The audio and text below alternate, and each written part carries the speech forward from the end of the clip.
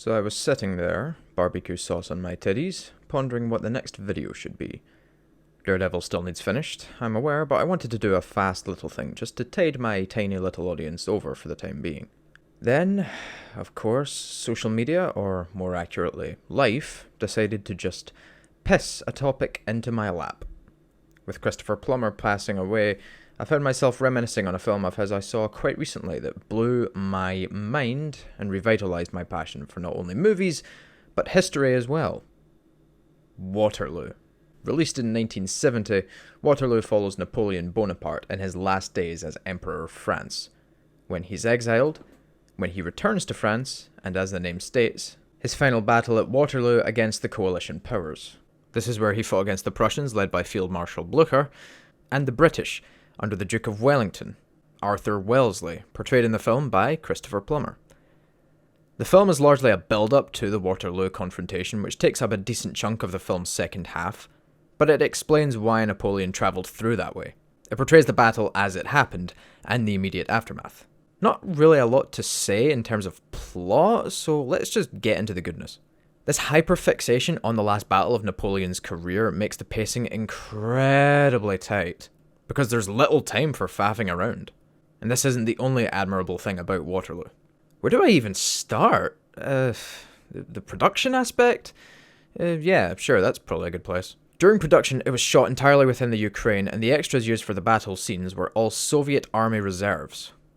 Yes, Soviet, because this was made 20 years before the dissolution of the Soviet Union, which just adds another historical layer to the film, to be honest.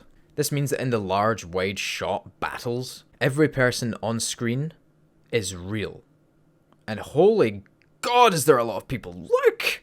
The fact there's no CGI used just makes it so much more authentic, so much more believable that these unbelievably powerful nations are clashing on screen. The cavalry charges, the artillery barrages, the musket fire, it all looks both theatrically incredible and historically authentic. Something pretty hard to nail. And that's not all. Performance-wise, everyone is on point too. Plummer is charming and humorous as Wellington. Damn me, Uxbridge. If I ever saw 30,000 men run a race before. The whole line will advance. In which direction, Your Grace? Why, straight ahead, to be sure. But also stern and unflinching when the situation calls for it.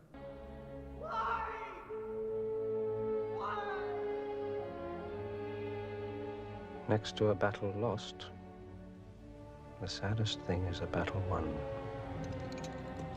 Rod Steiger especially is magnetic as an older Napoleon.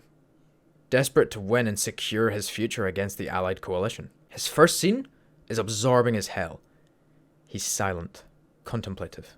But when his burst of rage is released after calls to abdicate, he shows his backbone remains strong. This is how Napoleon would be at this point realistically. Much as I found the Bill and Ted Napoleon great as well. You ditched Napoleon? I think this is the best and most accurate portrayal of Bonaparte to have ever hit the big screen. And accuracy is the key word there, because Waterloo is also touted as being one of the most historically accurate movies ever released.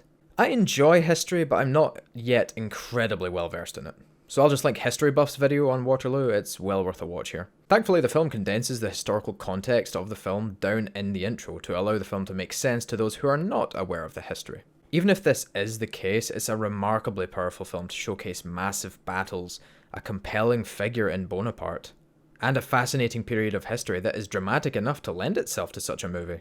The Battle of Waterloo is the signifier to end Napoleon's attempts to conquer Europe, basically. So it naturally has a bit of that final battle feel to it. When he's defeated at the end, spoiler alert, you feel for him.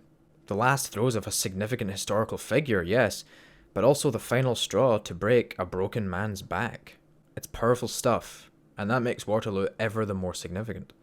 You see, history matters, and portraying honestly and authentically just makes so many more people get engaged with the topic, because it is a topic worth getting engaged in.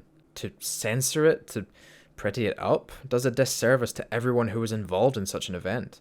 If Waterloo depicted Napoleon as a short, bad-tempered and childish leader, the film wouldn't work nearly as well because this doesn't accurately portray the real man. Same with Wellesley and the British. If the film just portrayed Waterloo as the British and Prussians steamrolling the French, it wouldn't be nearly as interesting. Not to mention also historically highly inaccurate. Production also matters.